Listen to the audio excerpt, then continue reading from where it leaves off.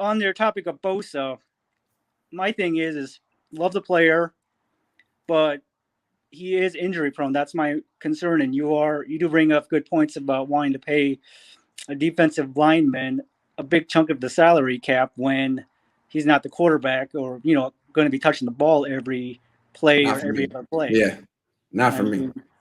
mean, in today's salary cap, you don't want the quarterback to get more than 20% of the cap, especially when you have Right. to divvy up around with the offensive 20%. line. You don't want to get more than 12%. Yeah, hell yeah. 20%. Wow. Yeah. Well, let's just say 15% for Oh, the yeah. argument. You ain't win the Super Bowl. Yep, that's right. So that's my thing. And I remember when my favorite 49ers player of all time is Ronnie Lott.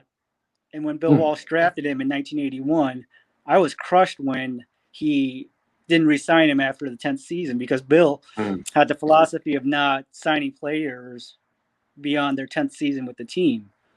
That's just what it was at the time. Yeah. And I'm the kind of person that says, if I have a player, no matter what sport it is, I don't want to have them beyond 10 seasons because I got the best out of him, and I'm not. And he's unintentionally a declining asset. Can't run as fast, or maybe he doesn't have the arm, or the physical gifts start He's weighing away. declining. Yeah.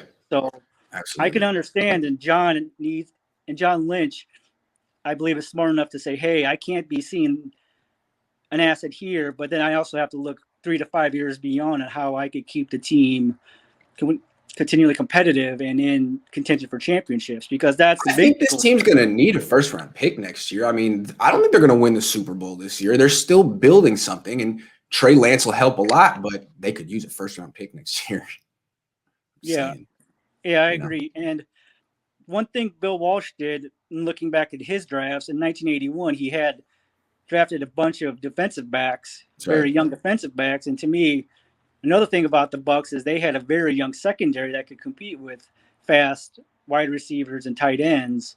Right. When they caught the ball and still keep themselves with a manageable cap, with young assets on the field and being competitive for against those kind of talented speedy receivers.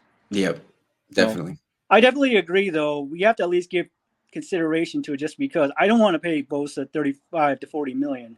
That's one of the least things I want to do. I mean, like, I was against the Niners drafting Bosa for this because I was like, I don't think he's going to stay healthy. But you could argue that even though I was right that he hasn't stayed healthy, you could argue the Niners were right to draft him because he's still an asset. He's a trade asset. He's worth a lot.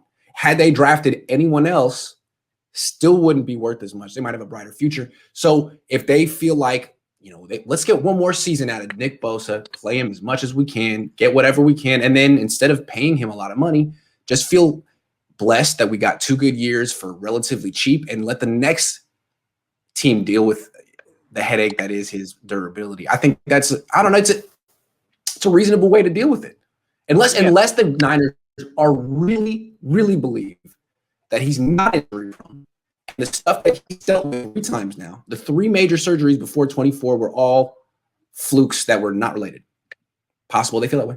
I don't. Yeah, two teams I could see wanting him that still have potentially high draft picks are Jacksonville with Urban Meyer being the coach, and the Jets because they have a lot of draft picks, and why would they want to have that when they could try to flip maybe a high pick or 2 for Nick Bosa. And I know Robert Saleh still loves Nick Bosa as a player, so I don't see that being the worst thing. And one last thing, agree about injuries with muscles and tendons and ligaments. They get weaker when you injure them. That's right. If you're a runner, you don't want to be pulling a hamstring or injuring a calf or anything like that. It's one thing if you get a broken bone, broken bones recover pretty well as long as the recovery is going well and they get stronger. So that's all. I mean, I see Nick Bosa's legs. I'm like, that's very impressive, man. How your tendons doing? How those tendons, man? Yeah. Better make sure they're good.